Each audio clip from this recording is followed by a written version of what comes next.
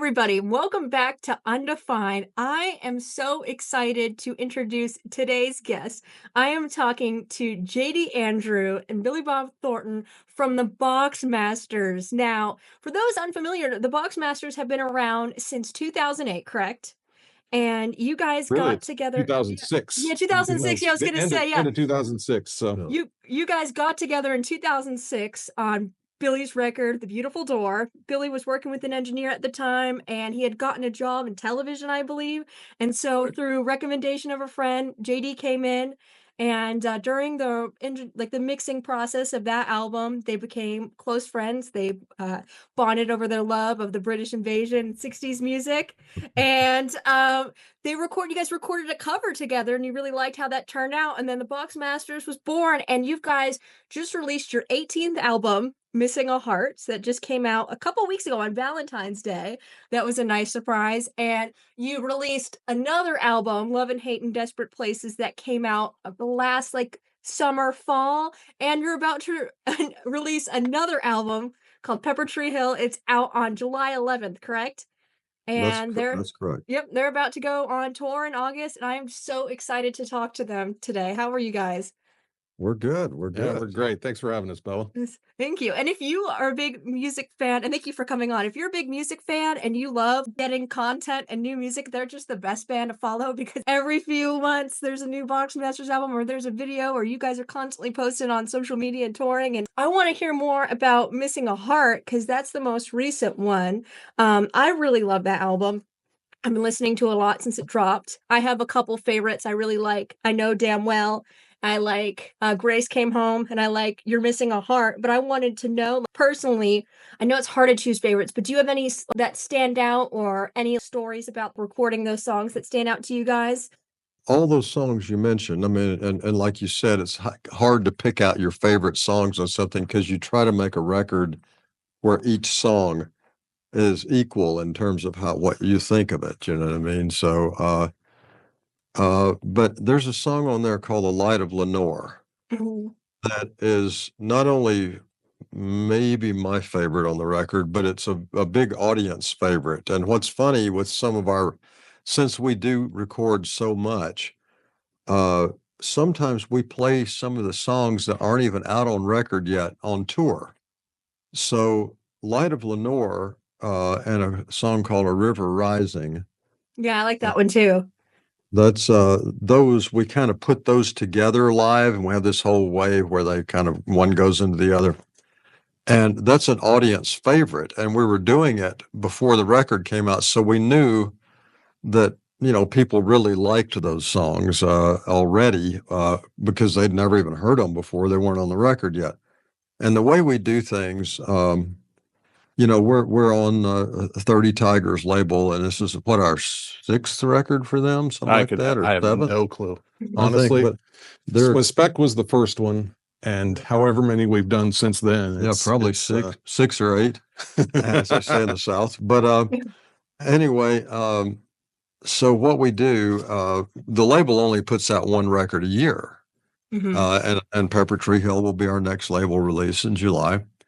So because we have these records lined up to go, we put them out for the fans on the website, and they're available on Spotify and different things. And then we sell them at the shows. We get actual physical copies made up. But it's a way to get these records out there for people, since we're playing the songs live, so they actually can hear the songs when they want to. And we don't rely on one label release a year, because we just have too much music, and so Missing a Heart was one of those. And JD had the idea, well, let's see, Missing a Heart, Valentine's Day, that makes sense. And we generally will put them out at these sort of extra bonus records for the fans, usually around the holidays, around Christmas. So this is the first time we've done one. Well, the main reason we did it at Valentine's Day is because we weren't ready at Christmas, because we didn't make the art yet. And so Missing a Heart we had done before the 2023 tour. Oh, wow. Prepared. It was already done. We were playing those songs on that 2023 tour, and when we got done with that, we came home. We had a couple of songs that we had an idea for. Raymond had talked about this song that we had recorded in 2009 called Jane Mansfield's Car, and he's like, "Bud, we need to record that song. We need to put that song out."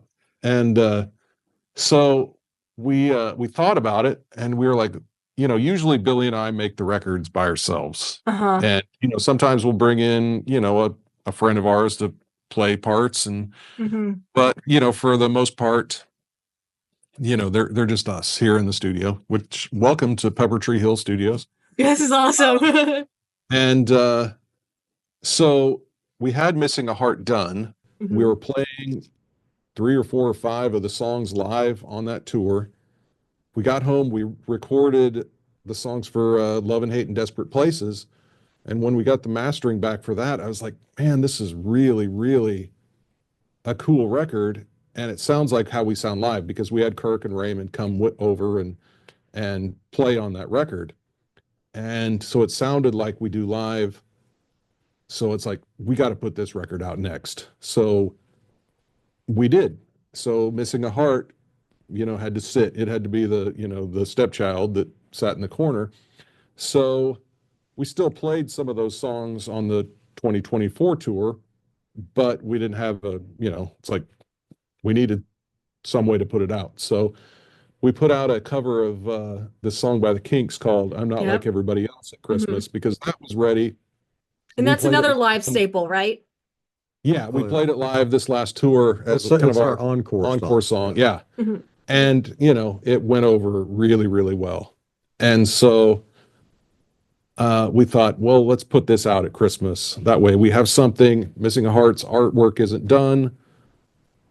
We'll get that done. We'll put it out for Valentine's Day. So, yeah, so it's done. It's out there. We just got the CDs yesterday. We're waiting for the vinyl to get stamped. We ran into a little snag with that because our vinyl pressing plant shut down. It went out of business. Oh, no. So that put us a couple of months behind. So we're waiting for the new plant to get that pressed up. So we'll get that out on the website as soon as it's available. And I got to tell her the interesting thing about when we please. I'm just rambling. Last night, JD we got our first box of the CDs in for Missing a Heart. And so he brought it into the studio, and we sliced it open, and just to look at it and everything. And it's always exciting when you get the product itself in. And JD looks at it and he goes, for some reason, what was it? Number 1 and number 1 and 7 and 7. Like the numbers, beside Grace Came Home, and then number 7. I don't remember what song it is, but there's the numbers number there. The number didn't export when I exported the artwork. And it's like, oh well.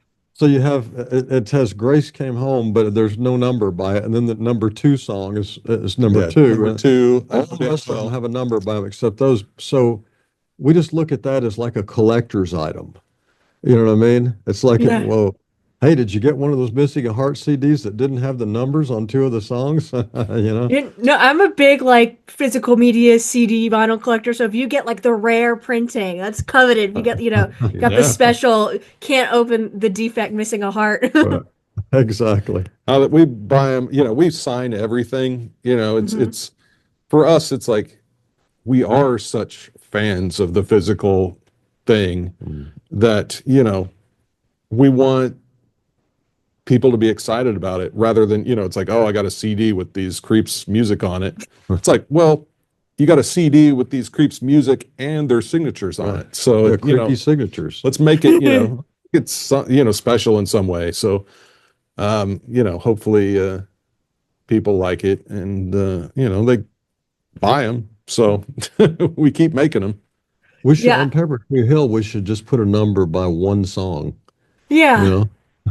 Interesting. Or maybe every other number, or every 3. Maybe switch it up. Like the next album, it could be every 3 songs will get a number. It could become a thing. That could. I think it's so awesome that you guys prioritize physical media, because I was when I was kind of born when CDs were still a thing, but they were kind of fading out. But I never got over that. When I was like a teenager, that's when the everything really became digital and streaming and Spotify were a thing. But like I still go to the record stores and I dig in those CDs bands. I was just Sure. in Nashville and we went to this big store, McKay's, and I was sitting there with my friend for like an hour getting those CDs. And I collect vinyl, so I'm excited for you guys to open up the vinyl store again so I can get some of your records and put them on my I shelf. know. I I've have a been whole setup in our guest room that we have that's like a shelf full of movies that I have my CDs and my vinyl. That's my little nerdy den. It's the best. I mean, we that's all the do it. way it Yeah. started. I mean, and nothing against, digital stuff. I mean, it's fine. It's easy if you're, on if you're taking the city bus to work and you can put your little headphones on and listen to something, that's great. But the whole thing about it, because I lived through first vinyl, and that's Hmm. all there was, then eight tracks, then cassettes, then CDs, and then back to vinyl, so had all of them. And eight tracks were the worst by far. Yeah. But so, it's funny. It's for me, it wasn't just like you did at the store in Nashville recently. Listening to records, it's a whole experience. And I think you don't pay attention as much with digital stuff if you're listening off your phone. Plus, a lot of times you're just listening to a song, and an album is an experience. An album, we would sit down, still do, put the vinyl on the turntable, put the needle on there, and listen to side one, flip it over, listen to side two, because we still sequence ours as if it was in 1965 or 75 or whenever. Uh, we have a rhythm to the sequence of the record, just like they used to do. But and a lot of people say, well, it's not important because people only listen to the song they like anyway. But to hear that warmth of the record and to actually have to put, I mean, it's a commitment.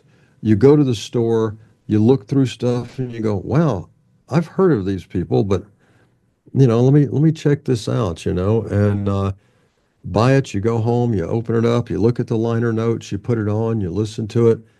It's a whole thing. So usually when you take a journey to do something, you remember it better. I mean, you when you experience it that way, it's got more weight to it. It's more important to you. Whereas if you can just, it's like we have a million channels on TV, and I'm guilty of this. I mean, you put it on direct TV, and I'm just like, I watch 3 minutes of Green Acres and then 3 minutes of a baseball game, and then and the next thing you know, it's like you haven't really watched You anything. spent an hour like just like, and I've gotten lost on that. On the other night, I was trying to figure out like what to watch, and I felt like I just spent 30 minutes watching trailers for things.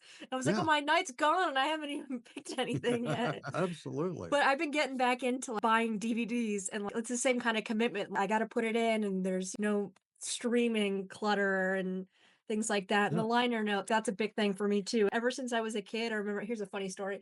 I was in first grade and I was sitting at the car pickup, and I got in trouble because while my teacher was talking, I was sitting. I was about 6 years old reading the liner notes for the Beatles' #1 album.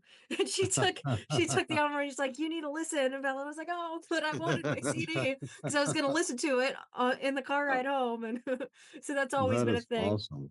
The other thing about listening to it on when you say, hey Siri or whatever it is, or listen to it on your phone, you always kind of do other stuff while you're listening, Hmm. and or listen to it while you're texting somebody.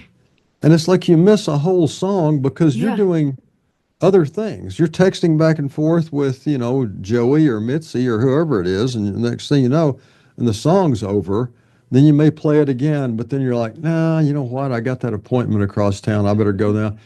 I'll listen to it in the car, but then you get in there and it's like, so I just think that it spreads your attention out automatically. It just sort of doesn't make you focus on it. To me, music should be listened to at a stretch. You should listen to it in its entirety. And just like when you go to a concert, it's fun to play. I mean, we mainly play theaters, amphitheaters, but we have clubs we play sometimes, rock and roll clubs. Yeah. And those are great and usually a lot of fun. The audience is not as stiff because they're there to see art, So in a club, they're there, for rock and roll. But if you get to a place where the second half of the club are a bunch of people talking about stuff, and then, the band's playing, but they're not really engaged, like you are at a concert in a theater. That's what makes a theater, in a lot of ways, more satisfying because you have the attention of the audience. I mean, at a theater, they're not sitting back there like knocking them back and saying, "Hey, dude, what we should do is go jump off that cliff later," or whatever it is, And so I think early on, I mean, when I was growing up and I went to every concert and I played in bands, when I was a Yeah. little kid and teenager and everything. So Yeah, you were a roadie for a while, right? yeah, I was a roadie and all this kind of stuff. So music was it was a whole experience to us. It wasn't something that was in the background while you did other stuff. And I think that's probably the main difference these days is that the attention span has gotten so short that it's like, I'll play, 30 seconds of this song and then I'll text so and so and then I'll play 30 seconds of this one. And I think it's really interesting that you point that out because I have a rule that if I'm going to listen to an album for the first time, it has to be front to back in the first sitting. And especially that's what I like. One of the things I love about the Boxmasters is because you guys, you do sequence an album and have that vision in mind. I think that is so good to still have that because I think that is such a powerful experience. And there's certain albums for me, I can't listen to them on shuffle. I have to listen to them all the way. Right. And I feel like it's almost a lost art, but with everything, when I check out music, it has to be in order. Otherwise, I don't feel like I have the full experience. And I have to listen to it all the way through, no skips, no shortening.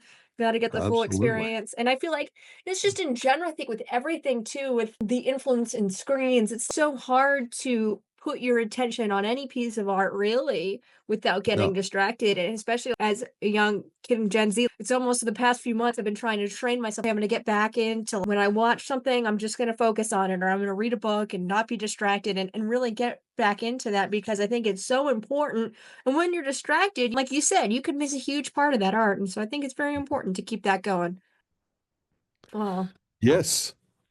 all right. That's also okay. By So far. another question I have is that you guys, you play a lot of shows, and do you have any kind of favorite places or memories while you're on the road? yeah. Well, no, Well, Kansas City is always awesome. yeah, I Yeah. mean, we have, some places we played every single tour since, we started the band. Knuckleheads in Kansas City is one. We love that place. And it's kind of an outdoor biker bar type of place. And it's one of those spots where there's 1,000 people and they're 1,500 last time. they're going nuts. I mean, this last one, there was a fight in the front row. It's like, you want everybody to have a good time, and if you get a little wound up, it happens. But it's always an interesting show. Like it's always fun for us because we don't know what's going to happen up there. It's like one year, some woman threw a blow up doll on the stage Oh, yeah. and then came on stage and then danced around Teddy with it. And I mean, it's always a place that you don't have any idea what's going to go on. And at the same time, we know everybody. So it's like all the guys that are hanging out outside waiting to get Billy's autograph, or, now it's like they want our autographs, which is always strange. But it's like we know everybody there. And then, there's other places that we play. Sellersville Yeah, Theater. the Sellersville Theater in Sellersville, Pennsylvania. We played a dozen times at least. Yeah.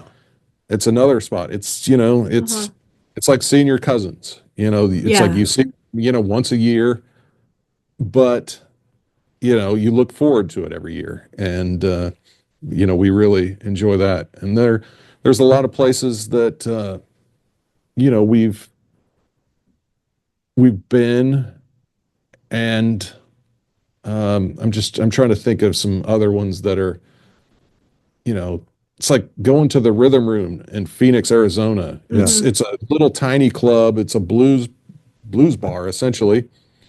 And we didn't play it until a couple of years ago, but it's one of those things that it's like it takes us back to when we were first in bands, and you would be in a little tiny club and everybody's right up in your face. Yeah. And you also don't know what's going to happen at that place. Yeah, and you got towns. I mean, you got cities. I mean, we talked to other guys, who came up in music, and every band has got towns that are good and towns that aren't. I mean, there are places that no matter what you do, and then sometimes the tide will change, and it used to be that Atlanta wasn't a good town for us. I mean, we never sold out in Atlanta, and the shows were okay. The people who were there were great, but we just didn't do well in Atlanta. And all of a sudden, over the last several years, it's become one of our top towns. When we play the Buckhead Theater there, or the City Winery there, it's like we always sell them out, and the crowds are great. So there's no real rhyme or reason to it, and so. We do very well in Texas, Except for San Antonio. Yeah, San Antonio. San Antonio has never been a town that could care less about us. Well, have you guys ever played Billy Bob's in Texas? Oh, we have. Yeah, many times. We're playing there times, this year. Oh, wow. This coming year tour will be there. And the two places in Fort Worth that we play are Tannehill's and Billy Bob's, and they're both awesome. And Robert Gallagher, who runs Billy Bob's, has been a long time fan of the band. We actually did a show with ZZ Top there at Billy Bob's years back, and ZZ opened for us. Yeah, they opened for wow. us. Yeah. That's that was Billy Gibbons' idea. He said, "We're going to open for you guys," and I think ZZ Top, that's a huge full circle moment, I'm sure, for you, because I'm just going to preface this. I did a lot of research. I actually read your book, and I loved it, by the way. And sorry about the language. Oh, no. But you were in a ZZ Top cover band. So I'm like, how was that for you? Like going from like when you were younger, being in that, it was Trace Hombres, you had your long hair and you were doing that. And then like ZZ Top opened for you. Like, do you just have moments like in your musical where you're like, I've made it? Oh, yeah. I mean, that happens to us all the time. I mean, I've known Gibbons for 40-something years, because he came to see us when I played in Trace Hombres. I was the drummer in that. Really? Band. Yeah. It was just a three-piece band.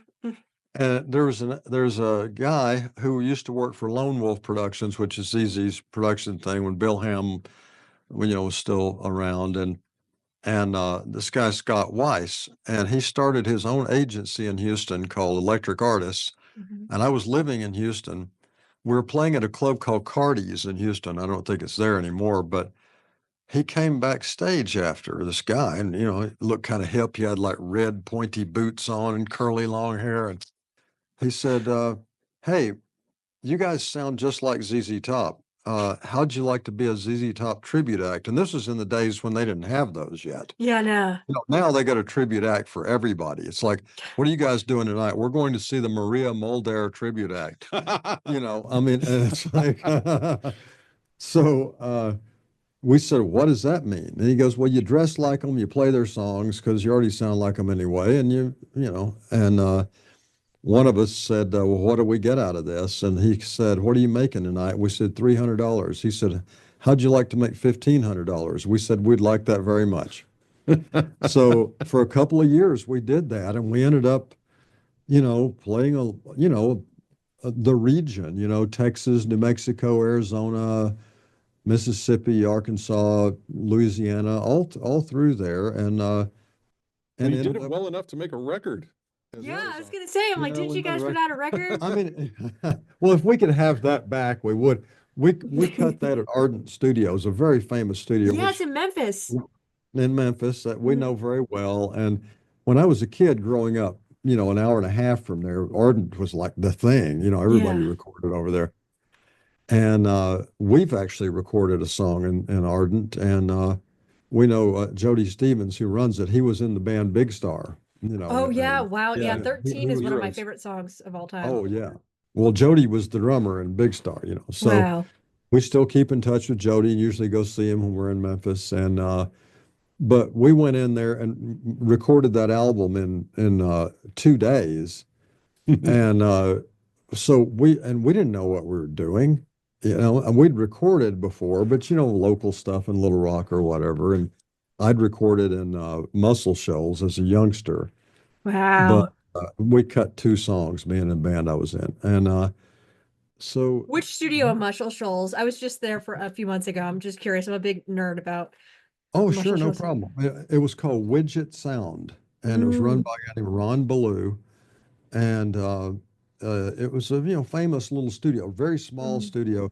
It's actually in Sheffield, but Muscle Yep. Shoals, Sheffield, they're all Florence. the same. Florence, they're all the same thing. It's It's just a river going through it. exactly. And so we did that, but we got up to Ardent and got a sack of Crystal burgers for like 15 cents each, and went in there and Ardent, and a guy named Ed DeGarmo engineered it, who became a huge Christian rock music star later. At the time we didn't know that.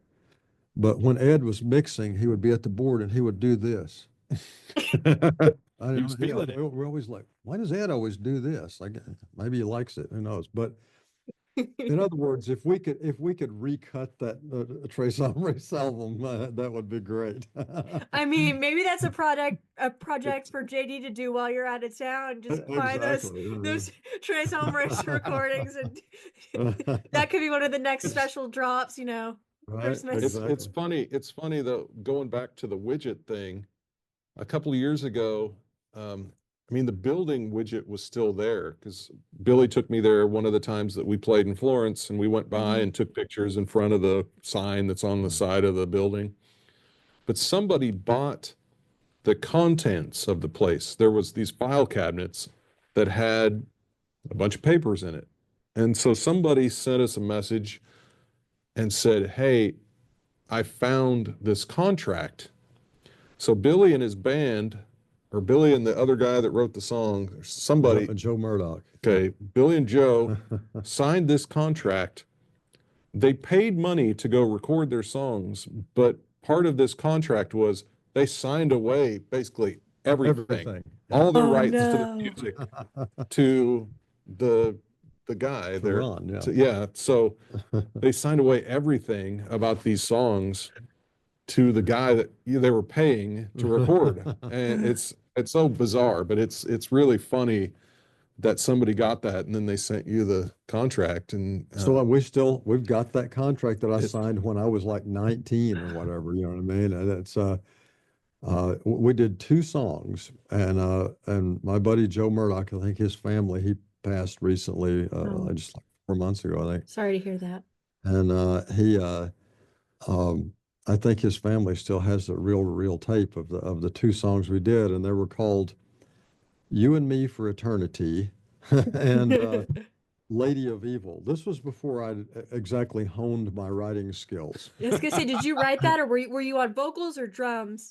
Well, I was singing then. Yeah, we had a drummer named Danny Turner, and a bass player named James Pierce. It was just us, Uh-huh. me, Joe, James, and Danny doing that. And we went down in a 1972 or three Coupe de Ville hauling with a U-Haul trailer with our stuff in it, and just cut the songs that afternoon. And they never went anywhere, but it'd be interesting to hear them now, and just see what they're like. I may call somebody in his family and see if they'll run me off a CD of that. Yeah, that's pass it over to the tape awesome. machine, they'll Yeah. play it. Which band So was that? Because I know you had a bunch of different bands. I think one of your bands, wasn't it named like Hot Lanta? It was Hotlanta. That's who it was Oh, that that did was, the. wow. That was Hotlanta, and people always said, "Why do you guys call yourselves Hotlanta? You're not from Atlanta." And we actually named the band after an Allman Brothers song because we loved the Allman Oh. Brothers. And they had a song on Fillmore East called Hotlanta. So that's what the band was named after. And we'll send you a picture of that band. I'll have JD, we've got one on the wall in here. We'll take a little photo of it, and you'll see a picture of me with that Is that band. the one at the Yeah, I pool want to table? see. Yeah, at the pool table. Yeah. Yeah, I want to see the Hotlanta picture. That's awesome. Oh, And I yeah. wanted to ask kind of like about that. So you guys have both been in bands for a long time.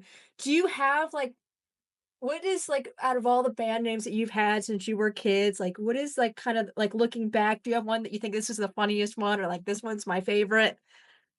I don't even know what your country band was called. What was it called? You had a country band? Oh yeah, it Yeah. was awful. It was really bad.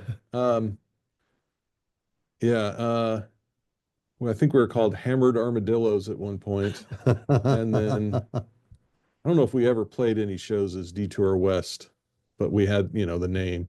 Hmm. But me and my buddy, who was a bass player, he had this hot pink Charvel bass because Oh, wow. he had come from like playing 80s, shredder, band stuff. And so he had a hot pink bass with a pointy headstock.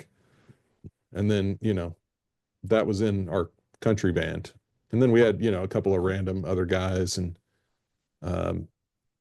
my guitar player was a few years older than us, and he was a veteran. He had been over in Iraq, and then he Wow. came back to Kansas and was, he's studying, and then joined our band.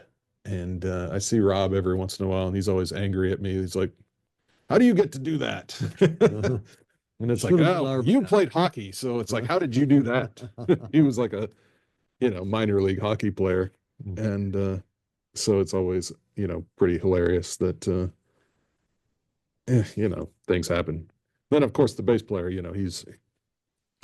he had a company that he sold to some big technology company. Oh, So wow.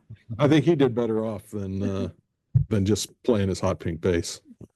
Oh, does he still have the hot pink bass though? I mean, you wouldn't I want to get think he rid of that. does. I think he says he has it, but he doesn't. I don't think he's played it in decades. You So should, it's, Faded hot pink. he now, wants to right? get a new one that doesn't look quite as outlandish, but I don't know that he's done it yet. So I keep telling him, it's like, you want to get a new bass. I know people. I can help you. So it's like, all right, because you never know. We might have to dust one of those horrible bands off. But I remember, like, gigs that we would play. It's like playing on the grass track while there was like a fundraiser where people would walk around the track. It's like wow. you'd get a quarter for each lap or something like that. It's like stuff that you do in elementary Yeah, and school. we'd play, Lap and I challenge. don't even think I don't even know if there was electricity, or maybe we ran a cord from, from somewhere. And I remember that, I used to go rent a guitar amp from the music store, and I'd plug in my acoustic guitar and a vocal mic into this PV amp. And that was, our PA. Wow. I had no idea what I was doing. Well, our first PA was like, we had somebody had a Princeton or something, and we plug a microphone in one channel, whatever amp it was, and then a guitar in the other one. So you got a vocal coming out of the amp with the guitar. A speaker this big. Yeah, exactly. It just sounded like mud, it was hell. But everybody did that. We actually have a thing that I got years back called a Shure Vocal Master PA. It's right here in the studio. Right here where my finger is. Yeah. Oh, wow. And those are Dusty Hill's boots. Yeah. Oh, wow. Those are Dusty's boots. And this is over here. That's Dusty Hill's. Oh yeah, bass. there's that side. He gave me that sheet of bass for my birthday one year. Yeah, I was gonna ask about that bass because I was really drawn to it. Yeah, it's a Robin. Dusty gave me that for my birthday a long time ago. Wow. I just sat up some things that look nice for, this is our first interview we've done kind of with this setup, where we got a camera, have it so you can actually see some of our stuff and make it look nice rather than just there like there's always, it's always like, let's get the laptop screen and we sit real close to each other. Yeah. And, which is creepy, by the way. yeah, we're not fans of, invading personal space. We spend a lot of time together, but we try to maintain, some distance. Yeah, I But, mean, so it's Yeah, like it's the nice. first interview where we have, like we got some space Actually show and a you little can bit of it. see what, it's like there's our piano. We've been writing a ton of songs on. Here's my my newest shiny Gretsch that I love, and There's my Bud's drum drum set. kit with the logo on it there, and that drum kit doesn't go out of the studio. I don't when we're playing live, because I played the drums on the records, so I use yes. this. We don't take it anywhere.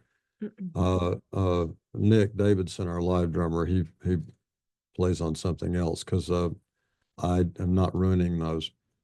Yeah, But it's the studio kit. yeah, and but yeah, the Shure Vocal Master PA was when you got a Shure Vocal Master, then you were, as they say in the South, shitting in high cotton. You know what I mean? Like that was but that's what eventually our band got, when I was a teenager. But I was in band, my first band was called the McCoveys. And then I was in a band called Nothing Doing. Uh, and then, of course, Tres Hombres, Hotlanta. And Don't forget there was Blue and the Blue Velvets. and Blue and the Blue Velvets, that was a sort of a rotating band. People would come in and out of that band. There are always like 10 guys in that band. And Did you wear so suits? no, we didn't wear suits. We wore more like, well, I was the only white guy in the band. So they more dressed like, and Joe Murdoch from Hotlanta and James Pierce and Danny Turner were all in Blue and the Blue Velvets. That's how I knew them, from hanging out in East End. And so here I was the long-haired hippie, and they were the black soul guys. So we would combine my knowledge of rock and roll with their knowledge of funk and soul. And it was like this weird hybrid, that sounded great. It was a really cool band. And, but there was a time when me and a bunch of my buddies, I think it was sort of between bands, and we were looking for something new.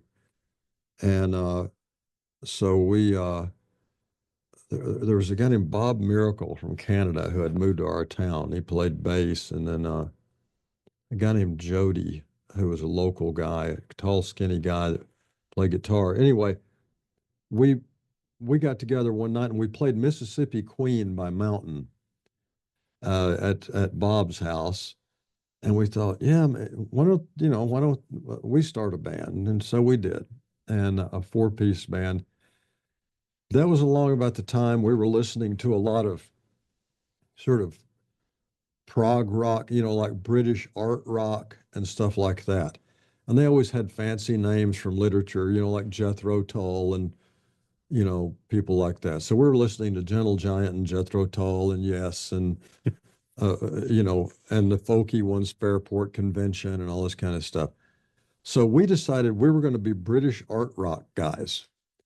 And so we wore these, like silk, little short silk jackets and silk pants and, high heel shoes and like a cross, and with no shirt on, that kind of stuff. We looked like Uriah Heep, And so anyway, I think we named the band because we wanted one of those fancy British art rock names, right? And I think we called the band Ecclesiastes, which is from the Bible. Well, there was Genesis, and yeah, it's like, Genesis, right? Yeah, well, why we not were be Ecclesiastes, and so one way or the other, that Ecclesiastes didn't last long. Oh, We tried to write British art rock songs, and it doesn't sound as good with an Arkansas accent. is there any like Ecclesiastes, Blue and the Blue Velvets posters, pictures? Gotta bring that out Oh of the gosh, archives. what's bad about that is that back in those days, we didn't have cameras. See, if we'd had iPhones back then, can you imagine what I would have right now to show people? I mean, amazing stuff. We have, there's a couple of posters for the band Nothing Doing that I was in, and there's some pictures of us. There are pictures of Hotlanta. But these are all just pictures made by somebody. Some of them were photo shoots, there's some Trace Hombres pictures that were photo shoots. But no, not really any of the posters. And back then, you don't think you're ever going to want that. It's like, oh, your mom's like, you want this old stack of posters from when you guys played at the YMCA? And we're like, nah, it's all right. I wish I had them. And, but no, there's not near enough memorabilia from those days because we just didn't consider it, and nobody had a camera. We didn't even consider it that much when we started this band. I mean, Really? like the early days, we're always trying to find, there's pictures and stuff, but at the same time, it's like, we're always mad that we don't have video, especially video from the early days. Right. There might be pictures, but we just, it's like we want more video of historical stuff, or video of us in the studio, or, shows or recordings, stuff that it's like, well, the reason, a lot of it, that we don't have videos of us recording is because it's just the two of us. Yes. And it's hard. It's, real hard to be like, oh yeah, right. Do that take again. Oh wait, I got to turn the camera on. Film it on, yeah. It's we need more people. Yeah. But then if we had more people, we wouldn't get as much recording done because we'd be messing around and doing other stuff. So it's like, which do you want? Do you want the songs, or do you want around goofing off? Yeah, just telling jokes and it's like, what we got to start doing though is leaving it rolling when we say some of the stupid stuff we do in between. Oh, I know. Takes and stuff, because we don't have a lot of that. Who was perfect at that was John Lennon. John Lennon documented his life. I mean, that's how they were able to make 2 or 3 documentaries out of just that they took. I mean, there's stuff of he and Yoko waking up, having breakfast, and then you show them walking around the yard, and then going in doing a song, and George Harrison's there, and whoever else was there, playing, Nicky Hopkins playing piano and all this kind of stuff, and they literally thought. I think what it is like when Humphrey Bogart was coming up, doing Maltese Falcon and stuff like that. He didn't know he was going to be Humphrey Bogart. He was just some actor guy, And so that's what happens to you is you don't look at yourself as anything, but 100 years from now, when somebody digs something up and sees us cavemen, they would probably love to just out of the interest in anthropology or whatever, may want to see what these goofballs were up to. And so I think that it's important to document things in your life, if for no other reason, for your kids, your family, or your friends, and we don't do near enough of that. So what happened is last tour, this company had been wanting to make a documentary on the band. Well, they start editing it, I think, next week. Wow. So they were with us on tour, the whole tour last year. They were here in the studio with us. They were at Raymond's wedding, which was held here at the studio, near the studio, and then they did the whole tour. So they've got like hours and hours and hours of footage. So now we're finally going to have a documentary. But in the process, they ask us for video and pictures of the old days. And just like you asked, do you have any pictures of you with Blue and the Blue Velvets or Hot Lanta? And it's like, dang, because we talk about the stuff in the documentary and then we got nothing to show, but we got a few things from those days. And, I sent Lisa, who was one of the producers, I sent her yesterday some pictures of me when I was in the 4th grade. I said, well, I got these. Does that do any good? Oh, yeah, that's, at least you guys also, you have a very dedicated fan base and social media fans, and you have very strong social media presence. So you guys have all this backlog that other people are taking too. So, you've been building that for the past few years. If we didn't have, there's our main, they're all Jess's. Yes. So we have German Jess. Jess runs the Mod Billy 66 Yes, I've been page, talking to her. She's great. She's awesome. and Mhm. she does so much work. I don't know how she does it or how she has time to like do her life and then, post things for us. And she doesn't do it just for us. She does it for everybody that's ever been in the band.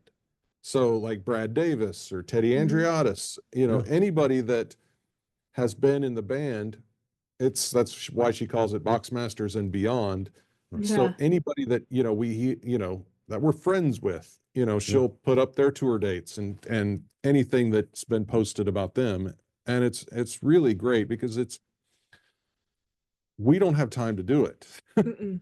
And it's like and we want to, and also it's not native to us. Yeah. We don't instinctively go, oh, let's, this is a moment we should share. Yeah. We're like, oh yeah, that's something that happened, Yeah. and then we just move on with our lives. Like we get a message from her. We'll get a message from her on tour, and Uh-huh. she'll say, "Oh, by the way, you guys are sold out in Omaha." Before we know, I mean, she Oh, she'll know tour somehow, dates that we're playing before we know them. Does she have like a special alert system of like this is She anything does, that but comes in the I don't know how to work. Boxmasters universe? Yeah, she I don't know has what it she is. has her fingers in stuff that somehow gets out. She filters it all into and then lets everybody know about it. And then we have French Jess, French Jess. who does more of, I don't know, she uses like Playmobil toys and makes little Boxmaster people and then I makes used to little play with sets. Playmobiles. Yeah. Yeah, Oh yeah. so she Mhm. like makes our tour bus and then makes like the venues that we're playing, and she'll make the marquee but she'll do it with the Playmobiles, and It's amazing. it's She does it incredible. And all she the does it time. nonstop. She And makes entire scenes. I mean, yeah, these are like big scenes of the Boxmasters. She made one that one time of us standing out in front of Applebee's. yeah, You know, and the bus was there and the whole thing, and then we got American Jess, she was probably the first yeah. super fan that started kind of doing social stuff for She would us, do. Yeah, she was doing. She interviewed us for something, and then Yeah, she she's just awesome. became our pal, and then so it's just all these Jesses that help us out do the things that we don't know how to do or don't have time to do, and it's Yeah. like we can't, live without them. And honestly, you know, like trajectorily as our popularity goes up, it's like I think a lot of it has to do with these fans that do so Yeah. much work for us, because Yeah. We all, otherwise we just be like, yeah, we don't. I mean, in the early days, we refused to do social media. We did none of it. And then, then we relented a bit. And now, we just accept that it's part of doing business. But most of the time, I'm just reposting stuff that one of the Jesses has posted. So it makes it look like we're doing more than we are, but it's just like I go put the button and bam, there it Yeah. goes. That's So awesome. it's really great. And they're our friends. Hmm. We can't, they're awesome. we love them, and we can't live without them. And so, They get special stuff too, Oh, well, you know, it's like, swag and stuff that nobody, they get some things that nobody has but the band itself. oh, You know that's what I mean? so awesome. yeah, So it's Yeah. just yeah, we were it playing is. in Scotland, and German Jess and French Jess were both there, Oh, they were both and and there. they and they knew each other just No, they from, didn't meet. no, I They mean knew it. just Yeah, they knew each other through the airwaves here. But that was the first time they met was at the show in Glasgow in Scotland. Yeah. It was really kind of neat, and they both had their Boxmaster jackets on, yeah. and then American Jess. The last time we saw her was at the uh, Mint show probably. Troubadour, I I don't know. think. Yeah, she was at I the don't know. Troubadour. I can't remember. Yeah. I can't remember one day from the next most of the time. But Yeah, me too. It just all kind of blends together. I'll think something is a few weeks ago, and then I realized it was like 3 months ago. Oh yeah, my daughter's on me about that all the time. I'll say, Bella, remember the other day when we were talking about so and so, and she goes, "You mean last July?" And I'm like, "Yeah." You know, months together. Yeah, his Bella takes no guff. Yeah, she's very specific about everything. You got to get it all, straight. Yeah. She has the timeline. You gotta ask her to just log all the dates for stuff. I know, right? Yeah, I used she's to be like that. I used to know, like, my mom would be like, "Well, what did we do on like July 5th?" And I was like, "Well, we went to this place." And I got right. older. Oh yeah, yeah. It kind of goes out the window after a while. Yeah. Mhm. It's, you can only fit so much stuff in this little vessel. Yeah. So it's, my wife is always like, how do you just let everything, go? And it's like, I just don't, I try to keep the stuff that I need to know in there and just let everything else completely go. Yeah. It's like, I mean, I used to keep it as much as I could in there. And it's like, it's pointless. Why, yeah. I mean, try to keep the important stuff. I can't tell you what I ate for dinner yesterday, but I can tell you all the lyrics to a song that I, listened to 10 years ago. That's how my brain Oh works. yeah, for Like, sure. in 50 the years important ago. stuff, yeah. Yeah. It's just, those things tend to stick.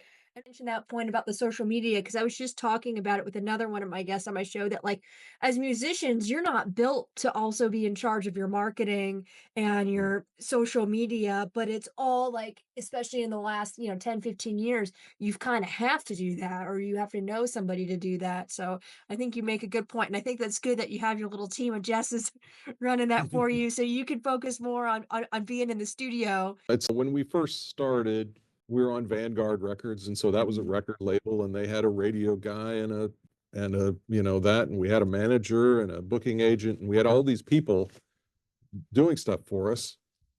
But you know, it I mean, we were doing stuff, but kind of as we've progressed, it's like we do, other than Nick, our booking agent, and then we have 30 Tigers that puts out mhm, the records a year, but they're very so hands off on everything. They just, it's like, mhm. okay, here's, yeah, we give them the record and they put it out, and then they, have us do a couple of things, but other than that, they're not, forcing us to, do a bunch of crazy, gimmicks or anything to try to Where's sell your it. hit video? Yeah, exactly. Yeah. So, but it's like as we've gone, it's like we do, we do so much of our own stuff. It's like, doing our own social media with the help of the Jesses or whatever, and basically running our own label and um, you know, designing our merch and our record covers, or having our daughters, in Billy's case, or our friend Noches will do one every once in a while, and it's it just is it feels more tangible and gratifying, like the you know I don't want to say popularity, but more people keep hearing us. We get our Spotify numbers, and it's like, wow, we've tripled the amount of people listening, this month versus last month. And it's like, you know, mind-boggling that happens. And That's like, it's like we're excited because it's like we did that. yeah, that's like You're a JD very said. grassroots operation. Yeah. We have an agent and we have a record label. That's it. We don't have a team of people that are always over here with offices at the studio and stuff like that. It's literally our agent and our label and us. And by the way, I have to say the label's been so good to us, and we love those people, and they're very creative people. I mean, artistic people. They get people like us. Agent Nick Minema and Charlie and Sam, who were agents there, they've been so great ever since we've been with them. And it's been years now. We've done a lot of Mhm. tours with them. And the tours go up every year. We've never gone backwards since. So as agents, they're amazing, and they've become friends. Nick hangs out with us a lot, even when we're not on tour sometimes. And he's just a great It's guy. absolutely our friend. He literally, we call him for not just to, hey, when we get in our tour schedule, we call him because, hey man, Why was this thing full of brown M&Ms? his kid broke his kneecap. Hey man, just checking on Gavin, seeing how things are, and it's the same thing. It's Nick and Charlie and Sam, and it's like another small group of people. We aren't a big corporation kind of guys. It's kind of anti anything we kind of believe in. So I think our music shows that it's personable. It's very interior, especially the lyrics are very Yeah. inside of Billy. And we're not writing songs that are to be hits. It's more of these are songs that pay tribute to our heroes and also get the demons out. There's things that have to come out. Otherwise, there's panic and dread setting in and all that. So it's important that way. And so when people react to the songs that are not hit songs, or, like you mentioned, I Know Damn Well, that's just all a song about Billy's OCD. Yeah, I was gonna say, I think It's like just, the more I listen to it, I was like, I think that is, and I have OCD too. Like, it was Okay. really, really bad when I was a teenager. I'm on like, it's personal, but I'm on medication now and that's helped. But, I can relate to your struggles about it and like, having to check certain things and just always kind of that paranoia of, is everything all right? Did I do the right thing? And Oh, like yeah. that that's what that, overthinking I mean, and that song, it's like if the magazines aren't yeah, perfectly straight, then the world's going to end, yeah, that, like, that kind of thing. It's like, and I mhm. watch it, do it every day. I mean, Mine is, mine's different, but it's, Yeah, you know, anytime somebody calls us for a charity thing mhm, or to do an interview about a subject, you know what I mean? We're always willing to do it if it's something we believe in.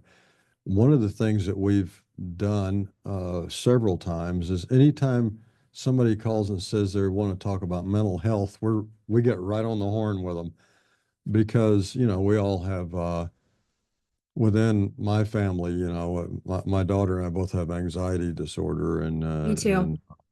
so it's like, but for me, it's like growing up with anxiety disorder, severe obsessive compulsive disorder, Mhm, and I was dyslexic. And, mhm, nobody knew what any of these things were when I was growing up. So they just thought you were kind of, you're a nervous wreck and you're mhm, stupid. So that's kind of the way I was perceived. But these days, there are things that you can do about it. But yeah, it's also, I mean, they've proven this. Some of these things, like, they've had studies on it that people a lot of times who have these things are highly creative. That you put your energy in a different direction. You know what I mean? I mean, with my uh, I couldn't do math or any me kind of neither. physics or chemistry or that kind of thing, No.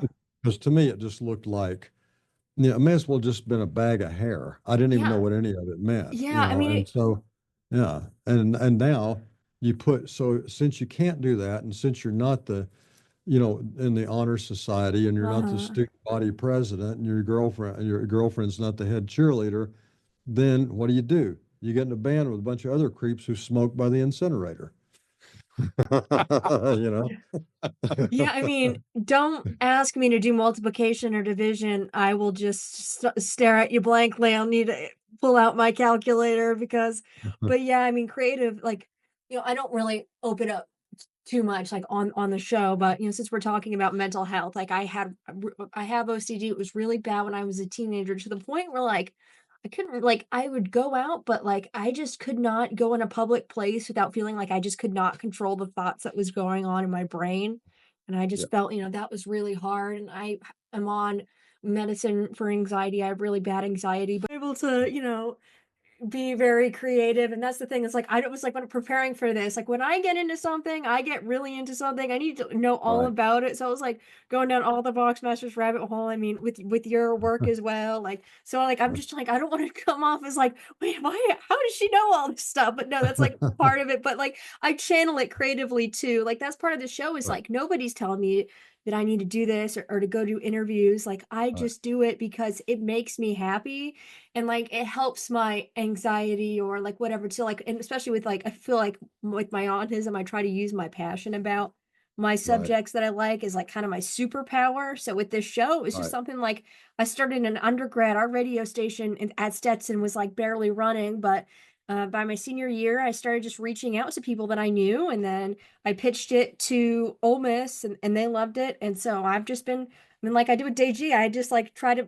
figure out like who to contact in the world, and Right. reached out to him, and I'll just reach out to anybody that I want to talk to. I'm like, the worst That's they can say is awesome. no. And yeah, so I'm trying to keep it when I go to Alabama too. I already messaged them and they said they want to have my show on there. So I just want to do this Oh, for that's like great. until I Oh, can't. that's And awesome. yeah, I mean, Well, that's, I it, mean, They like us down there, by the see, way, see, in we, oh, good. Yeah, Alabama. you gotta come to so yeah.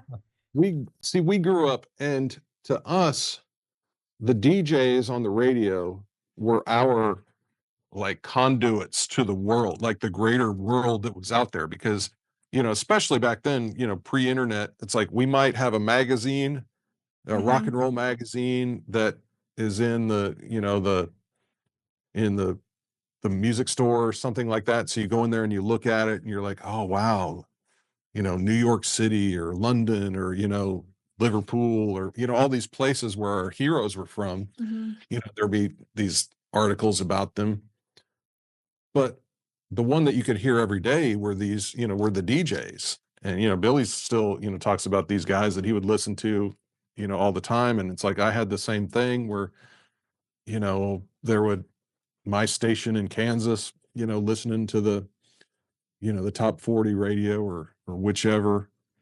And, there are heroes. And then, the whole corporatization of radio stations killed that local DJ hero.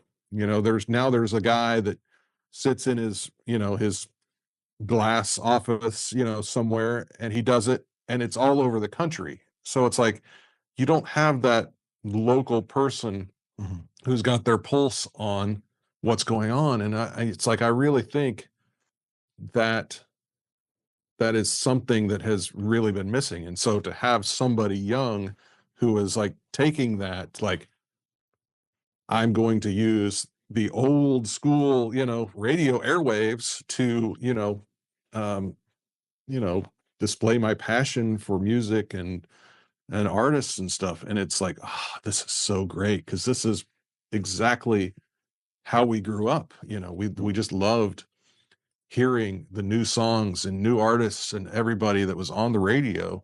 And it was, such a big thing for us. They were like rock stars, those Oh, guys. absolutely. We had Doc Holliday, Clyde Clifford, all these guys. I'll never forget them. Yeah, I I mean, remember like when I was little sitting in the car, like there's certain radio stations that I like to listen to in the morning before I'd go to school. And I think it's so cool about college radio, especially like the station with Ole Miss. I mean, every student, their show they just get, as long as it's appropriate, they get to do whatever they want. So like, one kid will do classical music, one will do blues. Like my show is called right. Undefined because I don't really want a genre. Like, and it's just like they all have different kinds of music taste, and there's always something different. And it's funny when we'll all talk in our group chat, we're all talking about different things. And, I think it's really cool to bring that passion. I think we have like over 40 DJs. And so it's really cool to see like there's other people that share Yeah. that passion. And I think, the best thing, especially in like the oversaturation of social media and online, is like word of mouth. Just be like, this is what I'm listening to. You need to check this out? And I think radio is Yeah. a good way to keep Well, that I mean, going. I know pop has come into colleges a lot these days, Mhm. and there's pop stars and stuff, but bands are still important to a lot of college people. And so this was one of the things that we've always told our representatives and everybody else. We're really kind of like a college band, college band. I mean, if we were doing tours of colleges, I think it would be great, but for some reason we never plugged into that world. I mean, we've played a few colleges, but I mean, college radio is really where our stuff belongs. And so hopefully at some point that's going to catch on, because right now we've been on Americana and adult contemporary or whatever, stuff like that. And it's like, that's not really where we belong.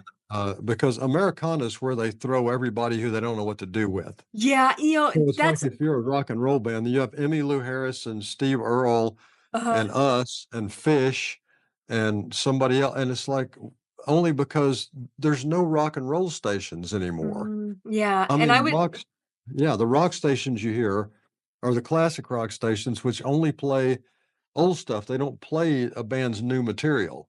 So it's people like yourself, that's what give us hope that there'll be uh new rock stations. And one of these days, maybe you'll give us a hand, get us in the college circuit, because we're not, yeah, I mean, that's kind of where we belong. I mean, I know we're yeah. like 85 years older than you, but Yeah. it's still we're 19 in here, so that's what Yeah, I we mean, still good music is good music.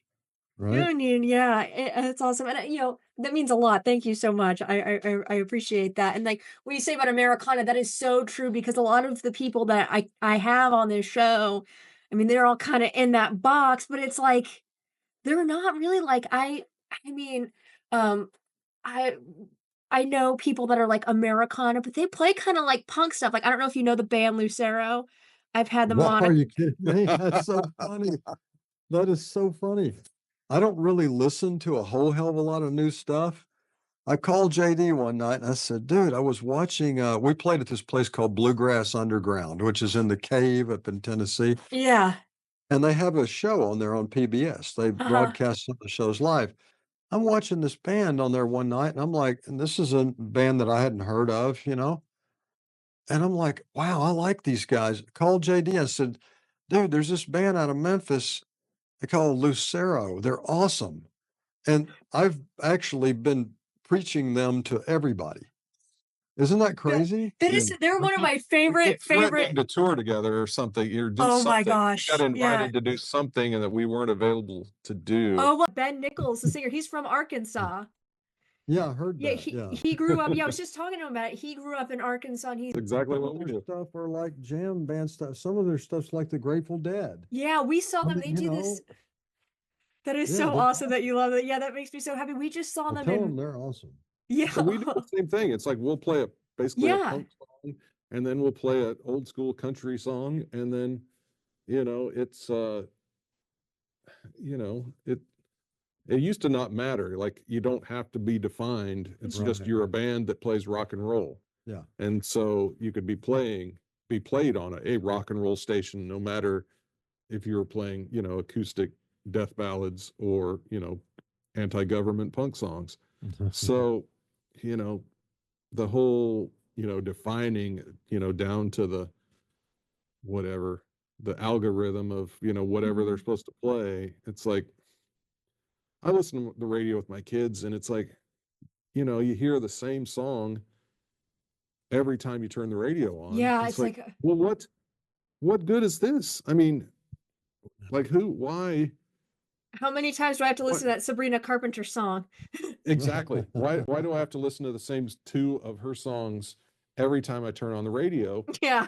And, it's not that I hate them, but there are so many, artists and bands and, singers. It's like, why can't we listen to more songs Yes, other spread than it out. the five songs that you guys play every hour? Like when I craft my playlist, like I try to do no repeats. Like if I played a Yeah. song before, I try to not play it again because I want to showcase new stuff. And sometimes I'll have shows where, like, for example, when I had Ben Nichols from Lucero on a couple weeks ago, like I'll just play Lucero or like a song or two that we had talked about. But I really try to have that variety. I mean, sometimes if it's an artist that I'm really into, I'm gonna want to play them, every week. But I try to have that buffer. Like I really like this guy Jason Isbell. There's some weeks I just want to play him every week, but I was like, okay, Right.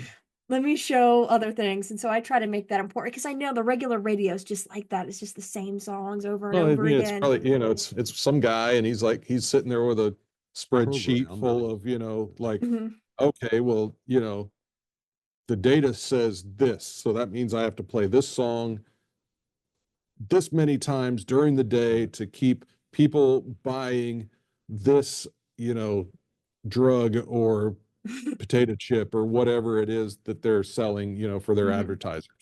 Yeah. And, you know, that's completely anti everything to do with art, you know. Mhm. So, you know, like you're doing, you know, the art version of radio. That's Mhm. what, you know, that's how it all started. That was, you know, how it, you know, began with, you know, the earliest rock and roll DJs. And, you know, as everything, you know, becomes more corporate and, you know, just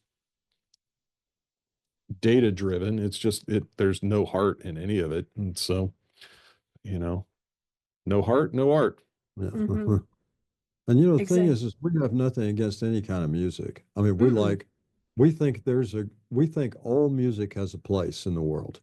So it's not the music, it's Mhm. the people that market it out Yeah, it's there. I the mean, the people, corporation it's the corporation idea, you corporatization of the know. music, yeah, that you Right. need Yeah. to play I it mean, we've to been, keep it you this know, yelling about advertising. this since the 70s, but Oh yeah. you know, it's We're trying to save rock and but roll here, still, Yeah. Bella. That's what we're but Yeah. it's yeah.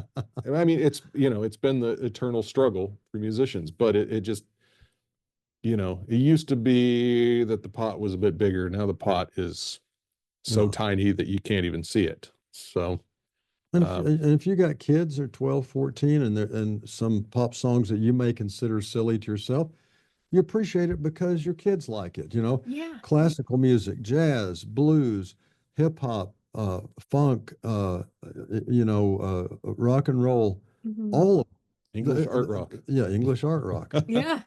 It's all it, somebody likes all of it. Yeah, I mean, a So song that yeah, you can't yeah, stand might be somebody's favorite song and, like, change for their life, sure. so, yeah, I'm So that's great. 100%. It's just the suits. That's the problem. Yeah, just the You know? suits, yeah. You know, Always it's has been. Yeah, it always has it's been. you know, you mentioned the pop and everything like that, like, I feel like that was kinda similar for me growing up because I felt like I went through several, like, phases in my childhood, like, I grew up my parents are very into music, so at, like, you know, one moment we're listening to REM or, you know, U2, with big YouTube household and, you know, that kinda stuff. My mom's really big on, like, 80s alternative, like, I was sitting in the back seat listening to Depeche Mode and all that stuff. And I got really into the Beatles. And when I was, you know, little, my mom got me a DVD of the Monkees, so I had like all of that old kind of stuff. But then like I had my typical like Justin Bieber phase, like boy band phase. But then I was also listening to Green Day's American Idiot, and then I was listening Right, to like alternative. And now I'm like Americana. So yeah, I mean, right. you can find you know stuff, and maybe some of that older music that I listened to when I was a tween isn't my favorite now, but I still kind of have a soft spot for it because it Yeah. made me passionate, and it was, you know, so I think And there's that's memories from all that stuff. I mean, songs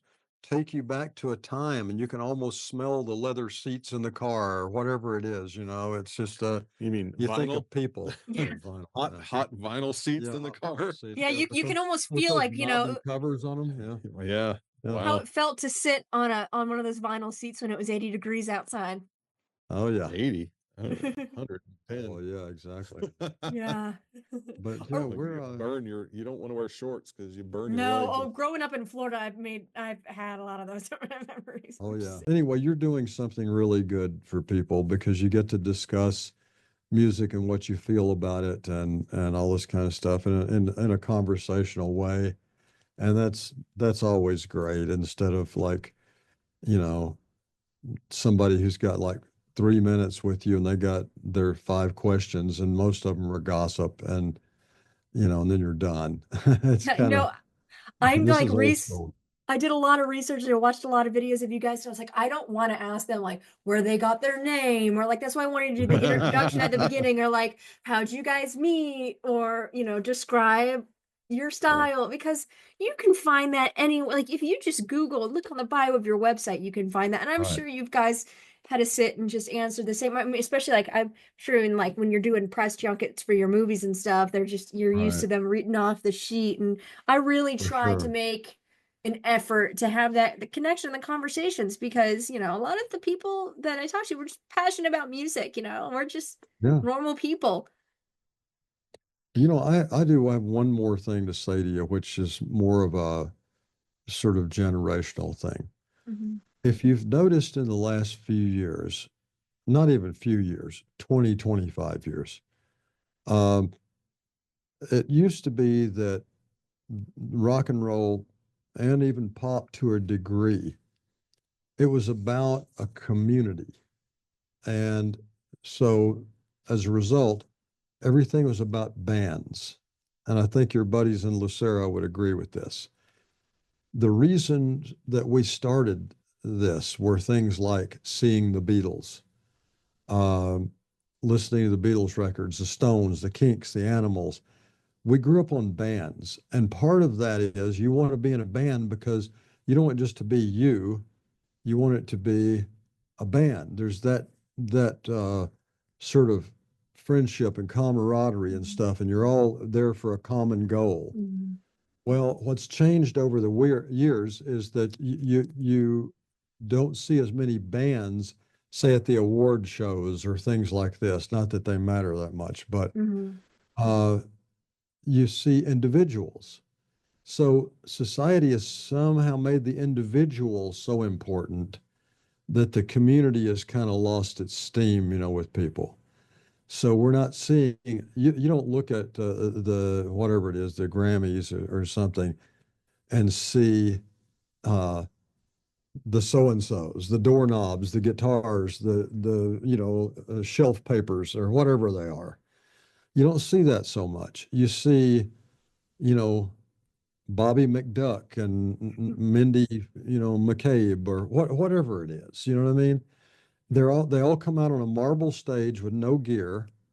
It's like I want stacks of amplifiers and giant speakers. Yeah, they're just singing with the And backing track and yeah, and a graphics. microphone on the stand, not attached to my ear, and so everything has become a little bit homogenized and it's all become about the pop star, about that. And groups are have lost ground over the years. And so we really, and this documentary that they just did, Michael Dunaway is the director, uh, out of Georgia there. And part of the point of this, when they heard us talking about certain things, they said, well, that's really kind of what this is you guys are on a campaign to bring rock and roll back as an actual entity.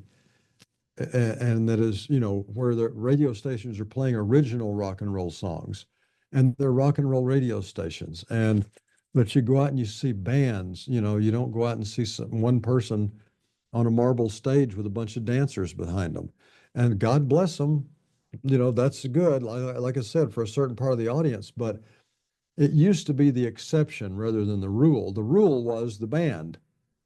The exception was the pop star who was by themselves. They had maybe a TV show on, network TV, and they would wear, an orange jacket with bell bottoms and, whatever. And they had a bunch of dancers and a couple of skits. I get it. But because we had pop stars, we had Donny Osmond and Bobby Sherman and people like that when I was growing up. But they were here, and then the bands went on forever. And I think that that's one of the things that has hurt um, the music business is there aren't bands. I mean, I know people out of like Nashville in the country music business who don't even know their backup. They're the guys who play with them. Wow. I mean, the band goes and rehearses, the star comes in and does their show, and they don't really hang out together. They don't do anything. Part of the point of this is the more you hang out together, the more that band is out there on the bus together, the more you work together in the studio, the better your art becomes because it's coming from a place of community. And that was the whole point. In other words, I think they've taught us to be more selfish.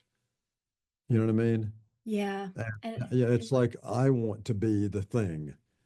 With us, it's like we try to shrink Yeah, into we the keep scenery. trying to be smaller. It's like, yeah, let one of the other guys be the guy that's like got his face out there or yeah, something. Oh, yeah. It's like, I watch videos of you guys playing live, and you could tell like everybody gets their moment. You guys are Yeah. a unit, and it's not except for Billy Nick. and his Nick keeps stays in the back. Yeah, it's not just like you That's and true. here's your backing band, but like, I mean, I've seen some videos where you'll just kind of like walk kind of to the side of the stage and Kirk and everybody will Oh be yeah, shredded, and then you'll come yeah, back and it's like wow, like you guys like make sure that everybody has that. And I absolutely. never I never really thought about what you said about the bands because I feel like I'm kind of in my own world like musically because I like kind of a lot of the stuff that's not on the radio. I like to go to those smaller venues. I mean, most of the time if I see a show, it's like at a smaller club or if it's like in 1,000 cap, and I like to go to the Ryman and things like that sometimes, but I barely go to arenas. And a lot of my favorite artists are bands. Yeah, And it's also I think what you said, it's like that community. I think it also shows in the fans, especially with like, and that's one thing about like, Americana or whatever, is that a lot of the like bands know each other. Like yeah, almost a lot of the people that I interviewed, like they all know each other or they all played a show together and sure. they have the same fans. So I'll go to shows and I'll see people that I saw at a show a year ago and they'll come up to me. Like when I saw Lucero in December, they had this thing in Memphis. It's like a Christmas party that they do every year. And before that, another one of my favorite bands, if you like Lucero, you'd probably like them. They're called American Aquarium. They played at a venue like a few minutes away. And so Right. they scheduled it so that, you could catch the first show and then you could go over to Lucero. But I mean, both Yeah, shows, people were constantly coming up to me like, "Hey, Bella, remember when I saw you at this one?" or blah blah. right. Like it's so cool to like not only have that connection with the band, but also like, it's that camaraderie with music fans that we are all in the same circuit. It could be in another Oh yeah, state. I'll see somebody that I saw in Florida. They're now in Memphis with me or whatever. So I yeah. think that's cool too. Well, we have fans of this band Hmm. who are famous bands from when we were growing up. Yeah, I was And, going to and mention there's a that. and there's a reason for it. I mean, we have I did some roadieing for the Nitty Gritty Dirt Band. We see Yeah. Jimmy Fallon, Jeff Hanna all the time, John McEwen once in a while. Black Oak, And Arkansas. Wasn't that another one of Oh them? yeah, Black Oak. Jim Dandy still comes out every time we play Memphis, comes out to our shows. Uh-huh. And so we know guys, the Stones, Ronnie Wood, Animals, and I used to know Ray Davies years ago, uh, but there are a Dwight lot of Yoakam. yeah, Dwight, and but the guys in ZZ Top, Mhm. these are guys, Skinner, a lot of them. A lot of these guys are fans of the Boxmasters because they remember coming up and having that camaraderie and being these bands, and they see that in us. And then we had a record produced by Jeff Emmerich, who was the Beatles Yeah. engineer, Hmm. and Jeff said, God, you guys remind me of when I was doing that with them.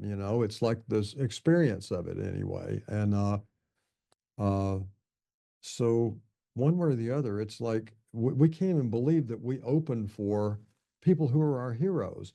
They know us. They come to the studio. They love our records. They want us to write a song with them. And so Yeah. that's the community that we want to be a part of. Not We don't want to get to be big stars to where, then it becomes me, and then I got to stand out on a marble stage, and the guys record something in the studio, and there's a backing track and stuff, that I forget about, because we do it different every night. I wouldn't be very good at playing to a track. I think I would be like the girl on Saturday Night Live that She'd just time. be like, Yeah. But Oh, that's so. anyway, we grew up in bands and we love bands. Yeah, I That's the mean, point. yeah, Yeah. when you can tell me, like you guys, and I think, you make strong, authentic music. And like when I was getting ready for this, I was just thinking, I'm like, and especially like I think everything you do, Billy, and everything with the band, it's like you don't, whether it's music or movies or whatever, you don't sign to something just to like get your name out there, just to do something, or you guys aren't just like putting out albums to fulfill a contract.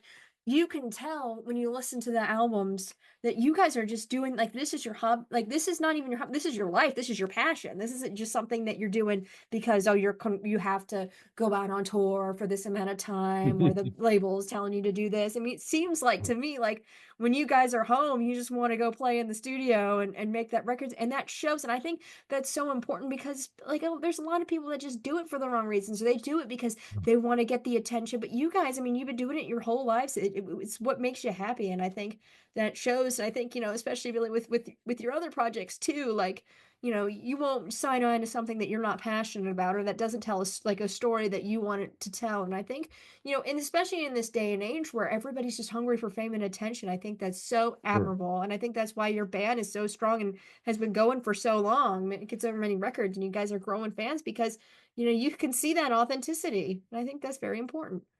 Well, if this were a lark and we just wanted to be famous and have a hit, Mm-hmm. we would write a whole different kind of music. Yeah, Mm-hmm. exactly. I We mean, wouldn't even be playing it, honestly. It's like, exactly. I mean, we can go in there and JD could whip something up in the box in 10 minutes that, would be a dance mix of something. Then, if we wanted to make a bunch of money and be like, Mm-hmm. pop stars or whatever it is, first of all, we're too old to be pop stars, but we're not too old to be rock and rollers. Mm-hmm. yeah, So, exactly. anyway, but this is awesome. It's so awesome to talk to you. Yeah, so I wanted to talk briefly about, and I guess these questions I kind of thought they kind of relate to our conversation and that we've had earlier. But the first one, like I wanted to talk about your daughter, who's also named Bella, who did the album art. Like, how did that kind of come about? Because when I was listening to the Boxmaster song, and then when this song was in your book, you were talking about how I think Blueberry Skies, and that her doing all the drawings, is like Yeah, art always something that she kind of got right. into, and like when did that come into like, I want you to do our album art, and like how has that been for you as a Yeah. dad? I'm sure you're so proud of that. Oh, very proud of it. And when she was a little kid, to this day, we would all one of our things is we would always take walks together. And one day it was real cloudy and stuff up in LA there, and but the sky it did look weird. And she goes, "Look, Daddy, it's a blueberry sky." And I look over and I say, "Yeah, sure enough, it is." I thought, what a title. Since then, she's provided several titles, and JD's sons have too. So we got a lot of stuff from the kids. I just finished writing a song, lyrics for it, and then JD and I finished it out with some music uh, a couple of nights ago. And it happened because Bella and Connie, my wife, were in the kitchen.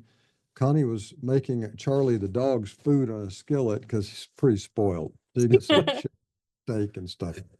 And so Bella was in there making some tea, and they bumped into each other. And Connie's always trying to get both of us to dance, and we don't want to do it because Connie dances around the kitchen, and Bella's like, no, no, I don't want to dance. She's an intellectual type, she's not into all that.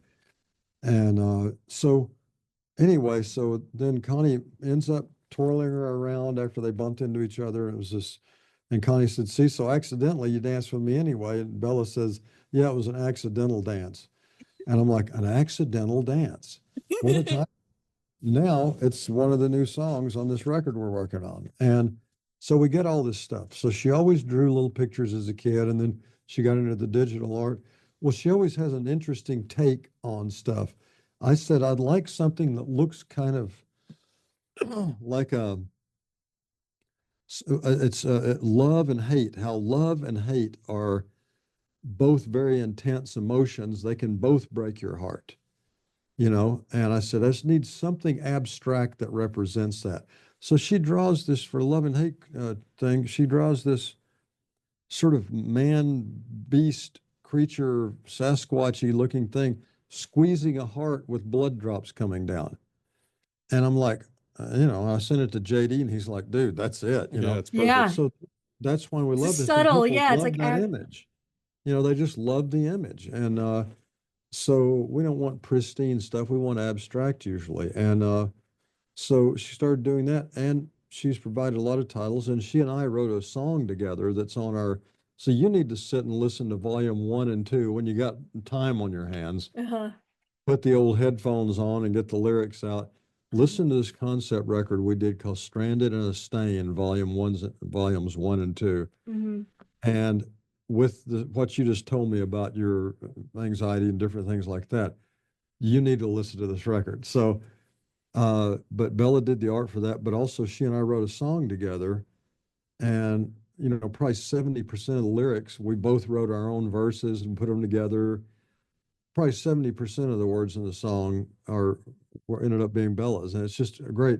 And she sang a little bit at the end of it, you know, and she's not a singer. She never intended to be, but it's so honest, you know, this just the last like 3 or 4 lines are Bella in her little sweet voice. Oh. And so that's great. It's called Whoever I Am, is the song. But yeah, so we've gotten a lot from the kids, and titles, and just, you know, just inspiration in general, you know. So yeah. That's One of my adorable. favorite, one of my favorite Bella song titles. I don't. This was back. I mean, we recorded a long time ago, but I think it's on Tea Surfing or something. But it's called "I've Never Been Dead in My Life." Oh yeah, It's one of my favorite yeah. weird songs. We But were it's, walking across the street on yeah. it, and you know, there on Beverly Hills, where the studio used to be, Bella and I were taking a walk, and it's like a four-way stop, and you know, there was usually on this street there's never any traffic, but we crossed, you know, catty corner, diagonally, or whatever you call it. And I said, Bella, always when you're crossing these things, she was probably like 7 or whatever she was. Mhm. And when you cross like this, always look every way, okay? She goes, Daddy, I've never been dead in my life. Look, wow, what a title. I've never thought of Exactly. that. So next thing you know, we cut a song for it that's on, I think it is on Tea Surfing, maybe. Yeah. It's one of those. Named Tea Surfing. Yeah. Our album called Tea Surfing, I said, look, this is a combination of Southern California pop rock of the 1960s and a British invasion. I said, what's something British and Southern California that would be a great title that's the hybrid of those? And she goes, Tea Surfing. And I'm like, yeah, I mean, she didn't even hesitate. She just said it right away. Tea, British, surfing, California, you know. And so She's a anyway, part of the creative team. yes, she is. I mean, For yeah. sure. Well, what does she think about all that? Because I'm sure, like, she's just grown up with you doing the music stuff all the time. Does she get a kick out of being involved, or is it just kind of like, oh, that's Dad doing his I think thing? secretly she does, but on the surface, she's just like, Daddy, I don't have time to do an album cover right now. I'm going to school. You know, She's I'm in. booked, yeah. I don't, it's, Yeah. I'm still scarred. So, you know, when we first started, you know, every day I would come to the studio, and Billy and Bella would be sitting there, you know, watching TV, sitting in the chair. She'd be sitting on his lap. And every single day I would come at like 3 o'clock in the afternoon, and then we would work till 5 or 6 or 7 or 8 in the morning. But she would get so angry and scream every day that she saw me walk in, because she knew that Daddy was gonna like leave her.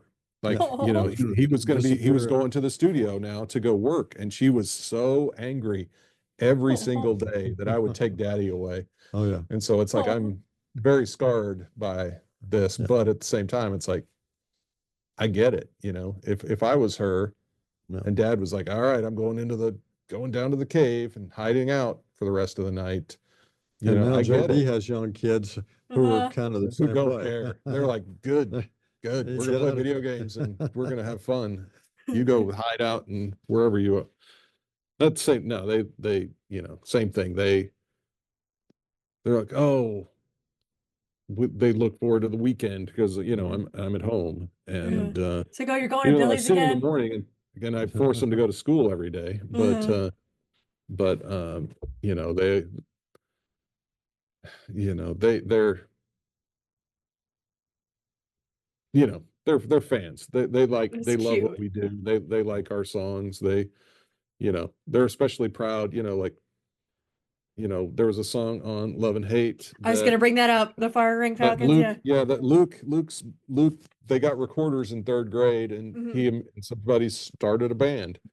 Their band was called the Firing Falcons, and they wrote a song. And my wife took a picture of the lyric and sent it to me, and then I sent it to Billy.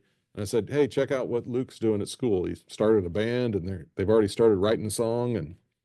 And then he took that, and he's like, "Here," gave it back to me, like, you know, a day later or something like that, and said, "Here, I wrote the song."